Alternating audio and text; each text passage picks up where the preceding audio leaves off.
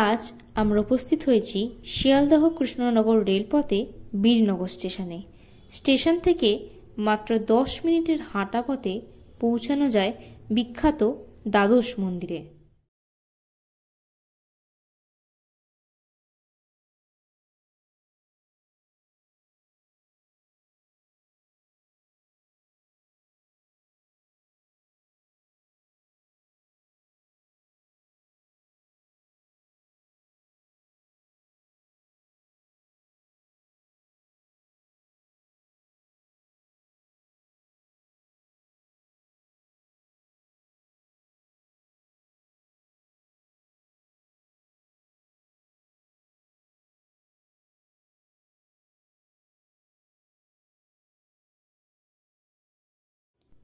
বীরনগরের প্রখ্যাত রামেশ্বর মিত্র মুস্তাফির অধস্তন ষষ্ঠ পুরুষ ঈশ্বরচন্দ্র মুস্তাফি 1815 সালে এই দ্বাদশ মন্দির প্রতিষ্ঠা করেন।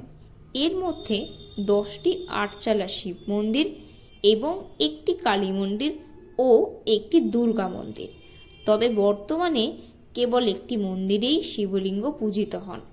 মন্দির সংস্কার সাধনের পর অন্যান্য মন্দিরে নানা দেবদেবী পূজিত হন।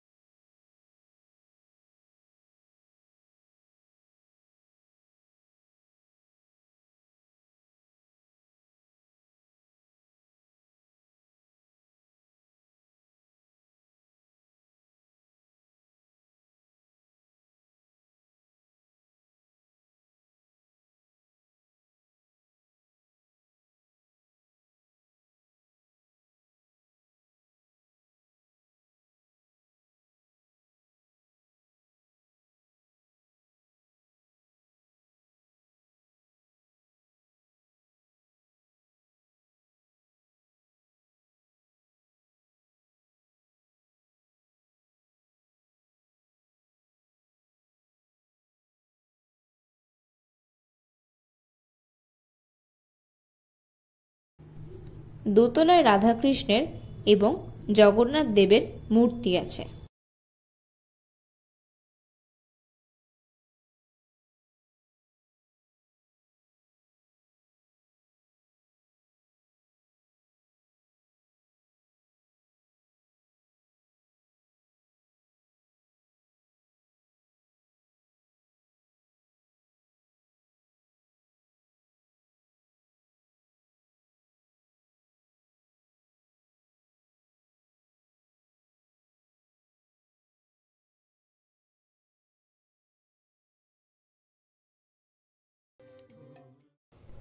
এই উপাসনা কক্ষে সন্ধেবেলা নিয়মিত উপাসনা করা হয়।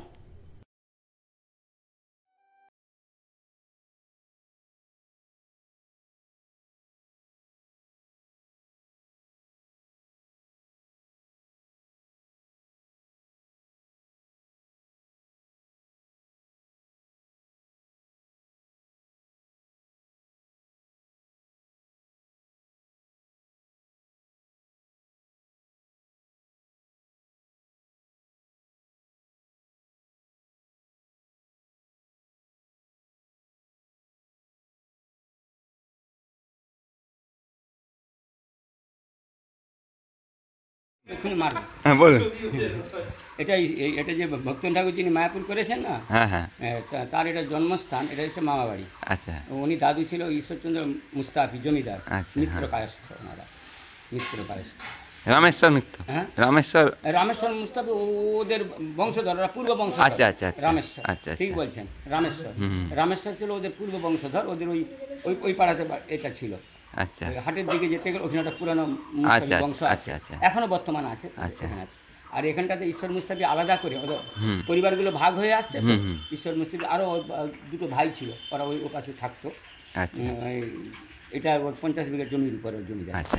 ও মূল বাড়িটা ওই পাশটা ছিল? ওই বাড়ি ওই পুকুর পাড়ে। আচ্ছা আচ্ছা, ওখানে পুকুরটা বাড়িঘর ছিল, ওটাই বাড়িঘর। ও আচ্ছা আচ্ছা, ওটাই বাড়িঘর। এখন আমবাগান হয়ে গেছে বটে, ওটা আচ্ছা। উঠোনের উপরে আমবাগানটা হয়। আচ্ছা আচ্ছা। হ্যাঁ, আপনার নামটা আরেকবার বলে দিন। আমার নাম বংশীদাস। আচ্ছা ঠিক আছে। এই দ্বাদশ মন্দির থেকে 100 ফুট দূরে যেখানে মূল বাসভবন পুকুরের ছিল, জল এখন শুকিয়ে গেছে। সেখানে পুত্র ললিতা প্রসাদ দত্ত ভক্তিবিনোদ ঠাকুরের নামে একটি ছোট মন্দির প্রতিষ্ঠা করেন। পরবর্তীকালে ললিতা প্রসাদ ঠাকুর একটি ট্রাস্ট গঠন করেন। বর্তমানে এখানকার দায়িত্বে রয়েছেন শ্রী হরিগোপাল দাস মহারাজ। তারই ঐকান্তিক প্রচেষ্টায় ছোট মন্দির আজ বড় হতে চলেছে। জন্মদিন হচ্ছে 18 ভাদ্র, আসবে 8 দিন 9 দিন উৎসব হয়। হ্যাঁ। মাতা জগৎমোহিনী দেবী এবং পিতা আনন্দচন্দ্র দত্ত পরিবারের তৃতীয় সন্তান কেদারনাথ দত্ত নামান্তরে ভক্তিবিনোদ ঠাকুরের জন্ম 2রা সেপ্টেম্বর 1838 সালে মাতামহ ঈশ্বরচন্দ্র মুস্তাফির বাসভবনে নদিয়া জেলার উলা গ্রামে, যা অধুনা বীরনগর নামে পরিচিত। তিনি ছিলেন একজন হিন্দু দার্শনিক এবং গৌড়ীয় বৈষ্ণব ধর্মের আধ্যাত্মিক সংস্কারক। তিনি তার পুত্র বিমলা প্রসাদ নামান্তরে ভক্তি সিদ্ধান্ত সরস্বতীর সাথে পাশ্চাত্যে গৌড়ীয় বৈষ্ণব ধর্মের প্রচার করেন। প্রথম জীবনে গ্রাম্য স্কুলে পড়ার পর কলকাতার হিন্দু কলেজ থেকে শিক্ষা চালিয়ে যান। মাত্র 18 বছর বয়সে তিনি গ্রামীণ অঞ্চলে শিক্ষকতার কাজ শুরু করেন। 1866 সালে তিনি ডিস্ট্রিক্ট ম্যাজিস্ট্রেট হিসাবে কাজের দায়িত্ব গ্রহণ করেন এবং 1894 সালে 56 বছর বয়সে অবসর গ্রহণ করেন। কর্মজীবনের প্রারম্ভে 27 বছর বয়সে শ্রী চৈতন্য মহাপ্রভুর অনুসারী হন এবং অচিরেই চৈতন্য বৈষ্ণব আন্দোলনের একজন প্রভাবশালী নেতা হিসেবে নিজেকে প্রতিষ্ঠিত করেন। তিনি বৈষ্ণব ধর্মের ওপর শতাধিক বই সম্পাদনা ও প্রকাশ করেছেন। বৈষ্ণব ধর্মে তার অবদানের জন্য গৌড়ীয় বৈষ্ণব সম্প্রদায় তাকে ভক্তিবিনোদ ঠাকুর উপাধিতে ভূষিত করেন। মায়াপুরে শ্রী চৈতন্য মহাপ্রভুর হারানো জন্মস্থান পুনরায় আবিষ্কৃত করে সেখানে এই মহান সাধক শ্রী ভক্তিবিনোদ ঠাকুর এক মন্দির প্রতিষ্ঠা করেন। 23 জুন 1914 সালে 75 বছর বয়সে কলকাতায় তিনি পরলোক গমন করেন।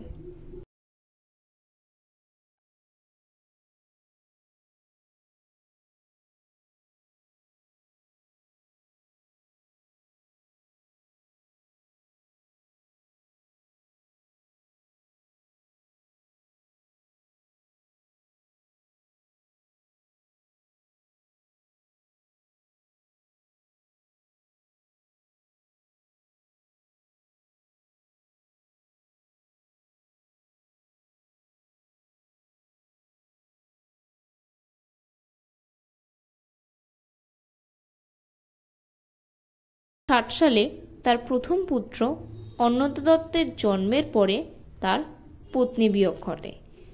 পরে তিনি ভগবতী দেবীকে বিয়ে করেন এবং তার পরবর্তী 13 সন্তানের জন্ম দেন। এই দ্বিতীয় পক্ষের প্রথম কন্যা সন্তান ছিলেন সৌদামিনী, যিনি মাত্র 10 বছর বয়সে নৈহাটি নিবাসী শ্রী চারুচন্দ্র মজুমদারের সাথে বিবাহসূত্রে আবদ্ধ হন এবং বিবাহের 11 বছর পর একমাত্র পুত্র সিদ্ধেশ্বরের জন্ম দেন। পরবর্তীকালে এই সিদ্ধেশ্বর মজুমদার চিকিৎসাকে পেশা হিসেবে গ্রহণ করলেও তিনিও বৈষ্ণব ধর্মের অন্যতম পৃষ্ঠপোষক হয়ে ওঠেন।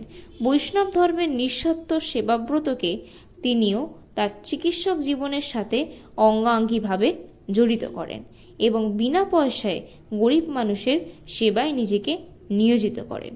তার এই নিঃস্বার্থ সেবা এবং নানাবিধ দাতব্যমূলক কাজের জন্য গৌড়ীয় বৈষ্ণব সম্প্রদায় তাকে বিশেষ মানপত্র দিয়ে সম্মানিত করেন।